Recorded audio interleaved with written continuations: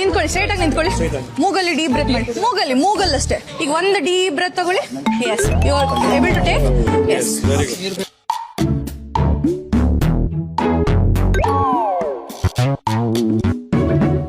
Cool ಆಗಿ first. ಕಣ್ಣೆ ಕಾಣ್ತಿಲ್ಲ. ಇವಾಗ ಸರಿ ಹೋಗಿದೆ ಎಲ್ಲ.